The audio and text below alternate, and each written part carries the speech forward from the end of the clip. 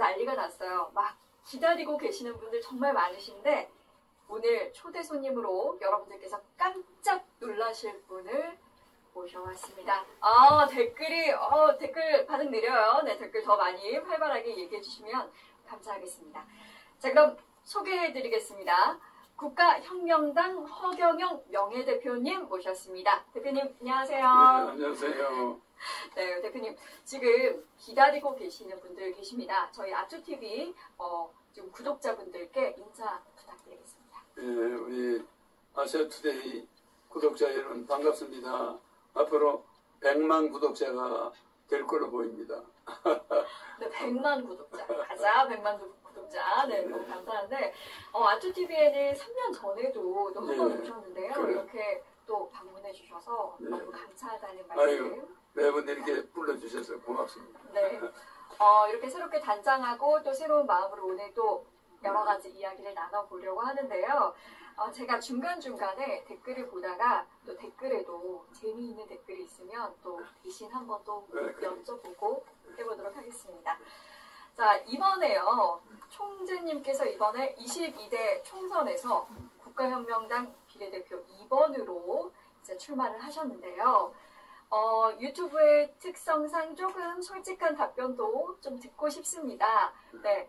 솔직히 이번 총선에서 몇 석을 목표로 하시는지 그 목표하시는 그 석수와 좌석수와 그리고 그 이유 그런 걸 좀 들어볼 수 있을까요? 지난 국회의원 선거에서는 254명인가? 네. 하여튼 거의 전 지역의 국회의원을 내보냈습니다. 네. 국내에서 제일 많이 그때 내보냈죠. 그때 여성을 한 70 몇 명을 내보내가지고 네. 국가에서 8억 4,200만 원을 줬어요. 네. 그 여성 후보를 많이 냈다. 그러니까 국가혁명당 여성 후보가 우리 한국 헌정사에 최고로 많았죠. 70, 30. 그러니까 30%를 넘었어요. 그래서 그 돈이 나온 겁니다. 어느 당이나 국회의원이 30%가 여성이 넘으면 네. 8억 4,200을 준다니. 그러니까 네. 우리는 그런 법이 있는지도 몰랐는데 그러게요. 마치 그 법을 알고 낸 것처럼 네. 사람들이 오해를 하더라고요. 근데 실제는 8억 4,200을 받았으니까. 네. 그리고 여성 후보들한테 그 다음날 그걸 전부 줘야 된대요. 네. 전부 1,000 얼마씩 놀아주고 그 영수증을 중앙선관위에 내야 돼요. 네. 그 당에서 쓸 수 없는 돈이라. 네. 그러니까 여성에게만 줘야지 200, 약 250 몇 명을 내보냈는데 남성에게는 주면 안 된다. 네. 그래서 여성들한테 줬는데 내가 오해를 받았어요. 그걸 뭐 개인적으로 당에서 쓰지 않았나. 그런 일이 없습니다. 왜냐하면 그거는 중앙선관위 신고해야 돼요. 그렇죠. 은행에서 송금한 기록을 네. 그대로 첨부해요. 그렇죠. 어떻게 할 수가 없죠. 그렇죠. 누구는 주고 안 줄 수는. 네. 근데 남성은 이제 못 주는 거예요. 네. 그런 일이 있었고 이번에는 10명이 이제 비례만 합니다. 비례만. 네. 지난번에 그렇게 했는데도 표가 많이 안 나왔습니다. 그래서 우리는 이번에 비례만 이제 내보냈습니다. 10명. 네. 그래서 우리는 한 3명 정도 붙어주면 내가 국회 가서 일하는데 큰 도움이 되겠죠. 그러나 그는 국민들 손에 달렸습니다. 그렇죠. 국민들. 뭐 한 명도 안 붙어줄지 그거는 우리가 예상하기가 어려워요. 그래도 예상을 해보신다면? 예상한다면 3명이 붙으면 좋죠. 3명 이렇게 말씀을 해주셨는데요. 네. 그럼 제가 국회 가서 뭐 당에서 국회의원 중에 대표도 있고 네. 뭐 비서실장도 있고 그러면 좋잖아요. 그래 전열을 갖춰서 국회 들어가면 좋겠죠. 네. 이렇게 전열을 갖출 수 있도록 3명 네. 정도로 네. 이렇게 말씀을 해주셨습니다. 첫 번째 후보는 여자가 해야 되니까. 그래서 이제 여성 후보가 네. 1번이고 네. 여성 의사, 네. 여성 의사하고 그때도 이분이 1번 나갔죠. 그렇구나. 비례대표. 네. 지금 저는 그때도 2번, 지금도 2번. 그러시구나. 네. 2번 비례대표 2번으로 이번에 출마를 좀 하셨고, 자, 그 허경영 우리 후보님이라고 부르겠습니다. 네, 후보님께서 항상 이 내세우시는 그런 공약들이 좀 혁명적이다 이런 생각을 좀 했어요. 그런데 이제 당명도 국가혁명당이잖아요. 그 국가혁명당의 정체성이나 이런 비전에 대해서 좀 잘 설명해 주시면 좋을 것 같습니다. 국가혁명당은 제가 지금 3년간 재산이 제가 409억이 늘었어요. 1년에 한 130몇 억씩 버는 거죠. 409억이 늘었는데 그게 신문에서는 그 어째서 그렇게 했냐면 세금도 또 그만큼 많이 냈죠. 세금도 상당히 많이 냈는데 제가 개인적으로 혼자서 그렇게 버는 거예요. 강연으로. 네, 그러니까 그게 제가 있는 양주시에서는 현재 뭐 상당히 상위에 세금을 내고 있죠. 내고 있는데 저는 이제 공장이 아닌 산속에 이렇게 많은 집을 지어놓고 이제 강연을 하지만 뭐 자연을 훼손하는 건 없거든요. 환경 오염도 없고 그래서 굉장히 그런 사업이 강연업이 발전되면은 세수에 큰 도움이 됩니다. 그래서 저는 목적이 한국에서 세금을 제일 많이 내는 사람으로 앞으로 10년 이내에 올라가려고 하는 거예요. 세금을 제일 많이 내는 사람. 네. 국가에 기여하겠다는 강의를 통해서. 예. 네. 근데 사실은 제가 종교 재단도 있고 하기 때문에 네. 그 무료급식 하는 재단을 가지고 있잖아요. 그 재단이 있기 때문에 세금을 안 내도 됩니다. 근데 내가 일부러 내는 거예요. 네. 세금 납부 우리나라 1위가 한번 돼보겠다. 예.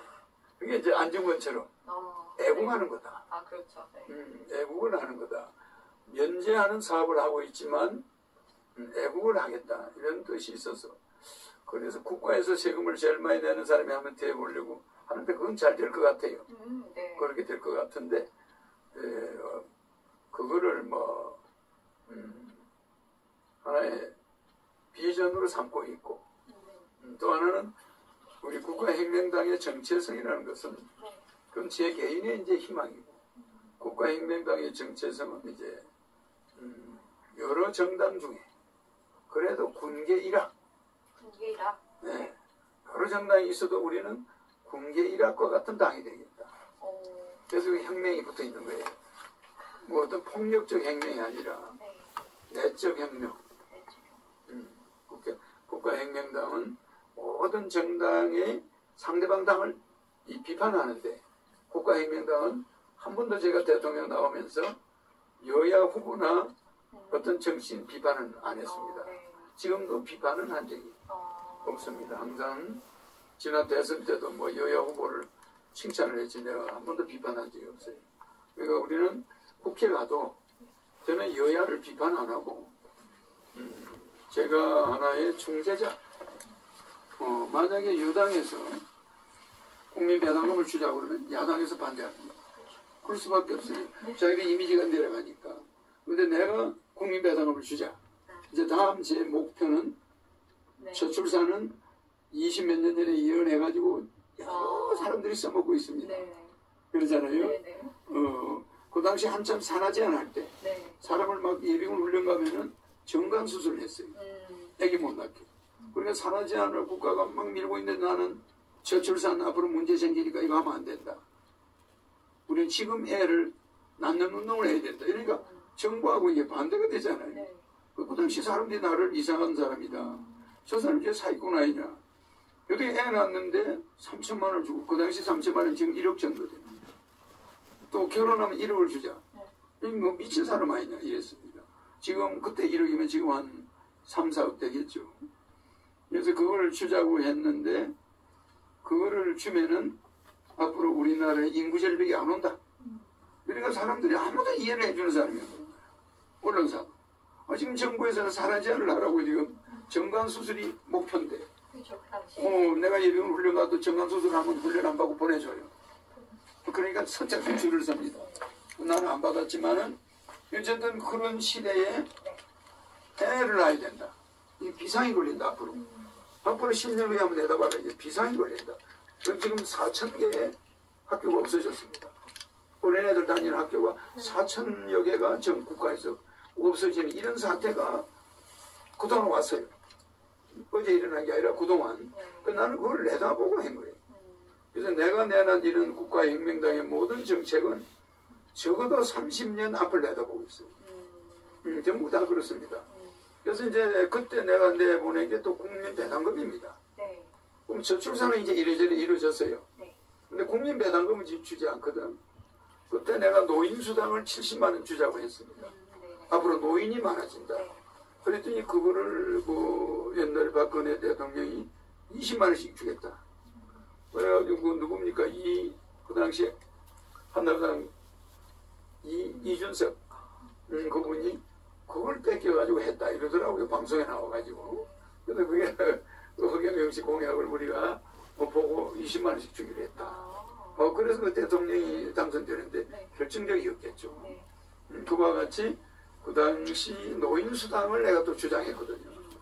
65세 이상 한다면 70만 원이 준다. 그거는 지금도 국가혁명당 공약입니다. 그 당시 또 내놓은 게 결혼하면 1억 출산하면 5천만 원. 네. 3천만 원 처음에 했다가 나중에 그 다음 대통령 날 때는 5천만 원을 올렸습니다. 네. 근데 그게 일시불입니다. 일시불. 네, 이게 뭐 저 인천에 무슨 시장님은 뭐 이름을 유경영으로 불러도 좋다. 또 뭐 결혼하면 1억 주게 출산하면 1억 준다. 근데 그게 20년 걸린다. 그건요 시장이 그동안에 여러 번 바뀝니다. 그렇죠. 그리고 인플레가 돼버려요. 그래서 그거는 그거 보고 애 낳을 사람이 없어요. 1억을 주면 일시불로 그날 애 낳으면 청구하면 1억을 주면 낳을 사람들이 있습니다. 그래서 전부 저는 그게 일시불이지 쪼개서 준다거나 국민을 속인다거나 일시불. 예, 딱 일시불. 몇 명까지 주시려고요? 네? 몇 명까지? 네. 전부 애 10명을 낳아도 1억씩. 예, 그렇다고 합니다. 네. 그런 식인데 요새는 기업들이 네. 그 1억씩 주더라고요. 맞아요. 요새 있었어요. 기업들이. 네. 그러니까 제 공약이 그동안에 많은 그 따라하는 사람이 많았어요. 네. 실제 이제 기업들도 따라 네. 하고 있지 않습니까? 네. 그래서 저는 미래를 정확하게 내다본 공약을 한다는 거. 그래서 초등학교, 학교가 한 4천 개가 없어졌는데 네. 좀 더 있으면 더 없어져요. 네. 그렇죠. 그리고 세계에서 출산 예산은 제일 많이 씁니다. 지금 30조 이상 네. 막 이렇게 쓰는데 아기는 제일 적게 낳는 나라예요. 서울 지역이 0.5명, 0.5명. 지방은 0.67명. 굉장히 내려가고 있잖아요. 네. 이건 점점 더 내려갑니다. 네. 그래서 이런 것을 미리 내다봤으나 지금은 아무리 출산 비용을 준대도 네. 애를 안 낳습니다. 네. 왜? 결혼 자체를 할 형편이 안 되니까. 그렇죠. 그러니까 이거는 앞으로는 이것이 이제 고치기가 불가능합니다. 이제 저출산 상태로 가다가 나라가 소멸돼 가는 쪽으로 갈 거예요. 그거는 어쩔 수 없는 상황일 겁니다. 그래서 이거는 이런 망국을 미리 막아보겠다고 제가 몸부림치다가 사기꾼이 됐죠. 그래서 제가 사기 전과가 없습니다. 없는데 저 사람이 결혼하면 1억 준다고 했다 사기꾼으로. 지가 무슨 돈이 있어서 1억을 주네. 그래서 그런 정책이 이제 있었고 네. 그 당시 내놓은 국민배당금. 네. 요거는 지난 대선 때 굉장히 활성화했어요 제가. 네. 이슈가. 이슈를 했는데 무조건 저는 국회 들어가면은 네.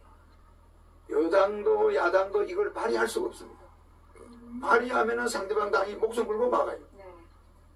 그렇지 않습니까?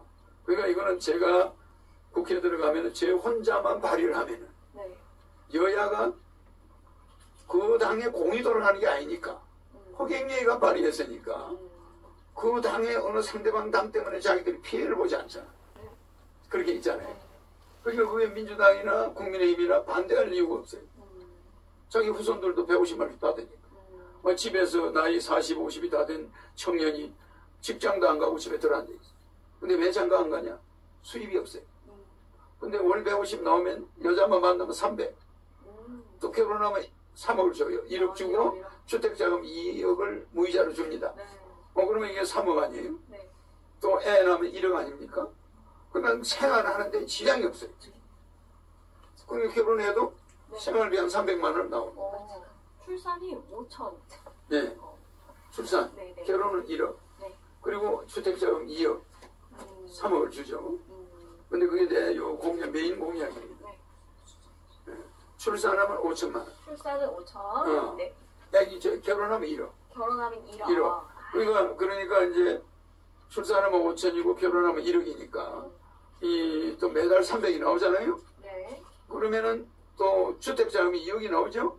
그러면 청년들이 집에 들어앉아 있지 말고 능력이 없더라도 바로 결혼을 하면 고정 수입이 300, 또 목돈이 몇 억, 3억, 뭐 그러죠.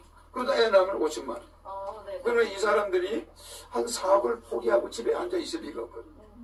그래서 이게 내가 옛날에 내한 공약입니다. 네. 근데 이게 상당히 현실성이 있어요. 네. 그래서 제가 이번에 만약 국회를 들어간다면 중재자 역할을 해서 어떤 여당도 야당도 나는 비판을 안 하니까 네. 우리 국민들이 생활이 어렵고 결혼시키기 위해서는 국민 배당금을 줘야 된다. 18세 이상은 네. 죽을 때까지 150만원씩. 네. 제가 저 무료급식을 지금 하고 있는데 종로 2가에서 하고 있거든요. 네. 그런데 도시락을 줍니다.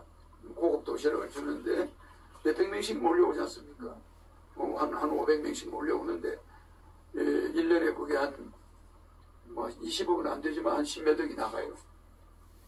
이제 매달 그러시겠죠. 매달 1억 네. 이상 돈이 나가는데 내 개인 돈입니다. 네. 나가고 있는데 이 노인들이 보면은 밥을 많이 굶어요. 그리고 줄을 어떤 데 너무 많이 서니까 도시락이 모자랄 때도 있죠. 그러니까 이게 내가 그 보고를 봤는데 가슴 아프잖아요. 네. 처음에 도시락 준비하는 거는 몇백 개만 딱 준비가 되어 있는데 모자랄 때가 있죠. 그래서 이런 걸 보니까 노인들에게 이 노인수당 70만 원씩 꼭 줘야 되고 자녀들 무조건 국민배당금 18세부터 돌아갈 때까지 그 할머니 할아버지가 300이 나와 보세요. 그럼 노인수당 70만 원까지 나오면 440이 나와요. 한 사람당 220이니까. 그냥 노인들이 오히려 자녀들을 도와줘가면서 노후 생활을 할 수 있어요. 그래서 국민배당금은 18세 이상 청년들도 꼭 있어야 되겠고 노인들도 국민배당금을 꼭 받아야 되겠고. 제가 근데 그 금액은 네. 국민배당금이나 노인수당이나 이런 거는 여기 공약에 나와 있는 거니까 네, 언급해도 아무 상관이 없어요. 공약을 한번 확인해 보시길 바라겠습니다. 공약에 그렇게 되어 있습니다. 네. 제가 이어서 질문을 좀 여기에 지금 국민배당금 이 공약이 네. 적혀 있거든. 여기 보면은 65세 이상 70만 원, 18세 이상 이 국민배당금이 매월 1인당 150만 원, 평생 지급. 근데 있는데 왜 그게 안 돼?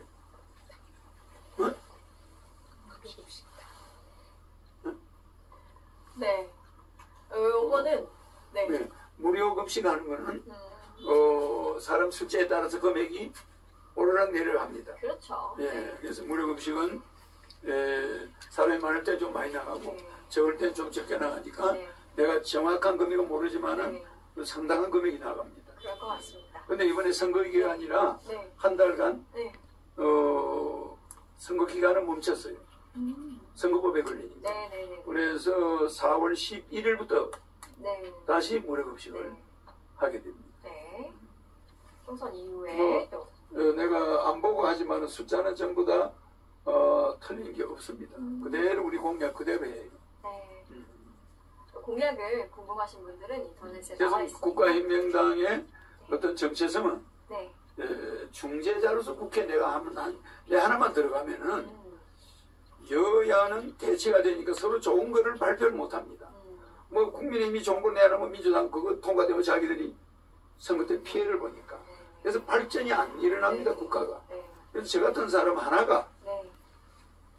동해바다에서 오징어를 잔뜩 싣고 올 때 거기다 메기 한 마리를 넣으면은 네. 오징어 하나도 안 죽잖아요. 그쵸. 싱싱한. 네, 내가 300명 있는 국회에 내가 딱 들어가잖아요. 네.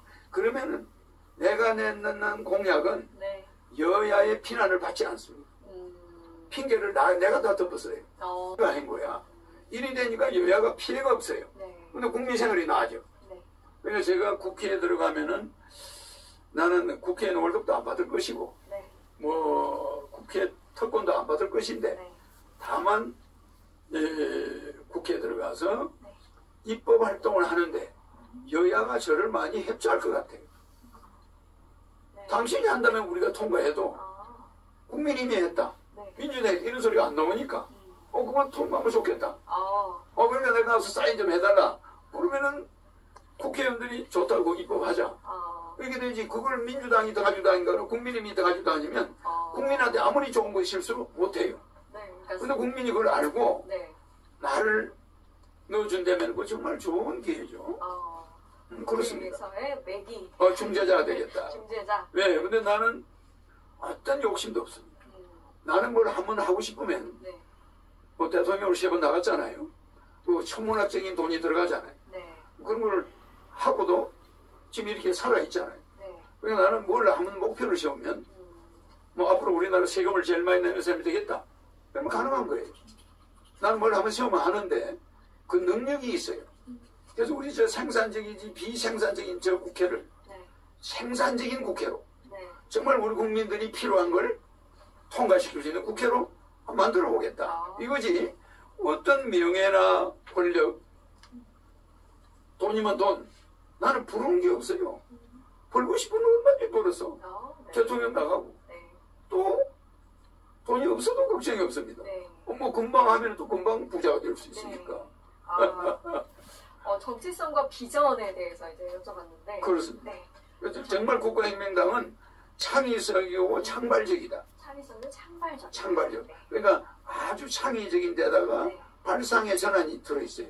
네. 창발적. 네. 그러니까 창의적이고 창발적인 정책이 전부 되어 있기 때문에 네. 이 33가지 국가혁명당 정책은 네. 모든 정당들이 지켜보고 있습니다. 그리고 많이 따라해요. 네, 맞아요. 그런데 나는 그걸 더 좋게 봐요. 네. 좀 따라해가지고 좀 따라해라. 노인수당도 네. 주고 네. 또 결혼수당도 좀 네. 지금 출산수당들 많이 주고 있잖아요. 그렇죠. 주고 이제 결혼수당까지 준다면 얼마나 좋겠습니까? 근데 이제는 나는 거기 벗어나서 국민 배당금의 시대가 왔다. 우리나라 앞으로 AI가 발전되면 실업자가 양산될 텐데 네. 이때 노인도 많아져요. 네. 60에 그냥 정년 퇴직해가지고 놀고 있거든요. 네. 그러면서 뭐 대리운전을 하고 이런 어려운 사람이 많아요. 네. 밥이 도시락이나 얻어먹으러 오고 이런 어려운 노인들이 많은데 저는 국민 배당금 네. 150만 원. 부부 300. 네. 난 이게 우리 국민의 미래. 나는 이거를 꼭 국회 가서 네. 목숨 걸고 네. 여야 의원 집에 가서 막 그냥 매달리더라도 나는 이거를 한번 그 공이 여당에도 안 가고 야당에도 안 가니까 해줄 수 있거든. 실현해보고 예산도 나는 자신 있습니다. 네. 그러면은 기존에 우리 총재님의 국민 배당금 정책이 이게 우리 네. 국민이 앞으로 결혼시키고 네.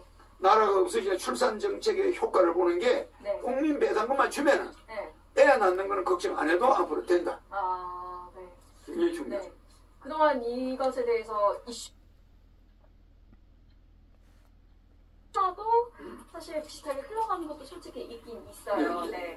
뭐 신혼부부, 뭐 아동수당, 뭐 주택 지원 이런 거에서 비슷하게 같은 공약이 나오기도 합니다. 네.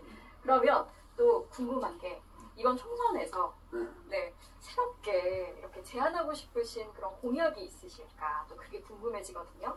총선에서 네.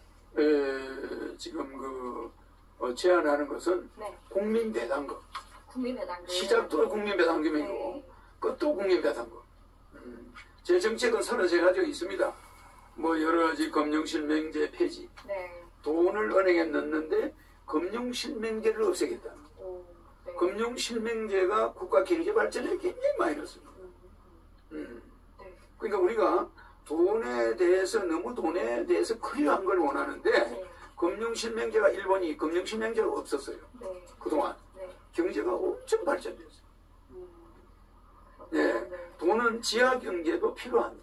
지하 경제. 근데 돈을 너무 클리어하게 하니까 개인이 돈을 버는 데 대한 의욕을 상실해요. 돈을 딴 데다 은행으로 돌아야 될 돈이 네. 어디로 가냐면 어디 지하실이나 어디로 숨어져 버려요. 네. 숨어져 버려요. 네. 그러니까 한국은행에서 돈은 이만큼 있다고 되어 있는데 네. 실제 돈이 저 밭에 묻혀 있고 뭐 어디에 이렇게 숨어 버려요. 이런 현상이 금융실명제로 인해서 돈이 해외로 많이 빼돌려지고 국가의 국고가 손실되고 있어요. 네. 이거 예사로 보면 안 됩니다. 그렇죠. 그래서 금융실명제를 폐지해야 됩니다. 그다음에 네. 신용불량자는 국가에서 손실을 보더라도 일반 이자보다 싸게 융자를 해줘야 돼요. 신불자는 지금 오히려 이자가 올라가잖아요. 네. 신불자이면 이자가 더 내려가야 되는 거예요. 그래서 신불자는 거의 무이자로 국가가 이자를 융자를 해줘야 됩니다. 일정 금액까지. 신불자가 창업을 하겠다. 그러면 무이자로 융자를 해주겠어요. 국가에서. 국가에서. 왜냐면 좀 다소 손실을 보더라도 신불자가 고리이자를 쓴단 말이에요. 네. 그럼 이게 악순환이 돼요. 네. 근데 우리 금융정책은 이게 거꾸로 돼 있습니다. 이제 사업장에서 이자를 제때 못 내잖아요. 그럼 아주 어려운 기업은 은행에서 그 이자를 좀 싸게 해주는 쪽으로. 근데 이거는 반대로 이자가 올라가 버립니다. 연체 이자가.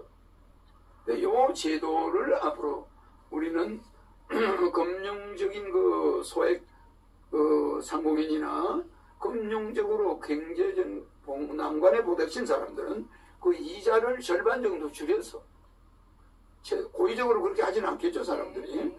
줄여주는 제도로 가야 되는데 이걸 반대로 몇 배 더 올려버리는 이런 악순환이 돼버려요. 신불자 관련해서 신불자들에게 우리는 금융적인 혜택을 준다. 금융 혜택. 또 청년이 실업자다. 그러면 실업자인데 신용이 안 좋다. 이러면은 신용이 금리가 아주 싼 융자를 창업자금을 대주겠다. 이런 정도로 반대를 하겠다는 거예요. 금융정. 네? 그런 내용들. 그렇습니다. 그런 금융정책. 그래서 우리는 신용불량자는 무조건 20년간 무이자로 지원하고 그게 원칙입니다. 그러니까 신불자는 뭘 창업을 하면 일단 이자가 없어요. 원금만 앞으로 갚으면 되는 거예요. 근데 그 돈을 떼먹어도 할 수 없어요. 담보 없이 주니까. 담보 없이 줍니다. 국가가 신불자에게. 그리고 떼먹는다 하더라도 그 도덕적으로 그걸 믿어주는 거야. 이렇게 할 때 우리의 젊은이들이 살아나가지고 나중에는 떼먹기는 그냥 국가에다 도움을 주는 거야. 네, 요거는 이제 정책이 인터넷에서 검색을 해보시면 또 자세하게 나와 있을 것 같아요. 자세하게 참고를 해보시면 좋을 것 같고. 그 다음에 소액증권 투자자는 1억 원 미만은 세금이 없습니다. 거래세, 정권 거래세를 폐지합니다. 증권거래세 폐지입니다. 네. 굉장히 다양한. 그 다음에 지방세가 지금 지방이 그동안에 지방세를 전부 폐지하고 국세를 전환합니다. 세금이 중간에 세고 있어요. 그래서 지방에서 뭘 공사를 한다거나 지방에서 뭘 발주하는 것이 국가가 총괄합니다. 총괄적으로 국세도 전부 한 군데서 모으고 지방세는 없어지죠. 지금 지방세가 너무 남용되고 있어요. 네. 갑자기 공약을 막. 근데 이거는 내가 국가혁명당 공약이니까 대선 때 공약인데 지금 선거하고 무관한데 국회 단 들어가면 이런 걸 추진해 보겠다. 다양한 의원들하고 맨투맨으로 이거 맞지 않냐? 왜 신불자한테 그렇게 고액의 이자를 받냐? 새롭게 논의가 되는 거는 참 좋은 일인 것 같아요. 그죠? 내가 뭐 국회의원도 없는데 가서 큰소리 치는 게 아니라 맨투맨으로 설득해서 우리 돈이 없는 신불자들한테 왜 이렇게 고액 이자를 받냐? 그렇지 않습니까? 그래서 너무 신용 등급을 남용하는 것 같아요. 자, 그러면 이제 답변을 좀 잘 들어봤고요. 여러분들께서 막 지금 댓글로 뭐 여러 가지 이야기를 하고 계세요. 다음 질문을 좀 한번 드려볼게요. 이번에 비례대표로 이제 나오셨어요. 근데 비례대표 후보들은 이제 공직선거법상 제한된 선거운동을 하고 계시는데 이에 대해서도 또 하시고 싶으신 말씀이 있으신가요? 나는 중앙선관위가 하는 것에 대해서는 불만이 없습니다. 그분들이 옛날에는 내가 대통령한테 밤 1시에 유세를 해줬는데 이번에 비례대표는 낮 10시에 하더라고요. 그거 해줬어. 뭐 한 번이라도 해주니까 고마울 따름이고 이제 국가에 하는 정책에 대해서는 나는 뭐 비판하는 사람이 아닙니다. 선거는 그래 나름대로 그분들이 공정하게 하는 것 같아요. 우리나라가 민주주의가 온 지 얼마 안 됐는데도 중앙선관위가 선거 관리를 잘 하고 있는 것 같습니다. 선관위 지금 어떻게 보면 비례대표로서 제한된 선거운동을 하고 있지 불만이 없습니다. 왜냐하면 비례대표 나오는 사람은 자동차 홍보도 못하게 하고 나는 그런 거를 인정합니다. 왜냐하면 국가당이 홍보를 하고 있잖아요. 근데 비례대표만 내보내는 당은 그걸 못하게 돼 있거든.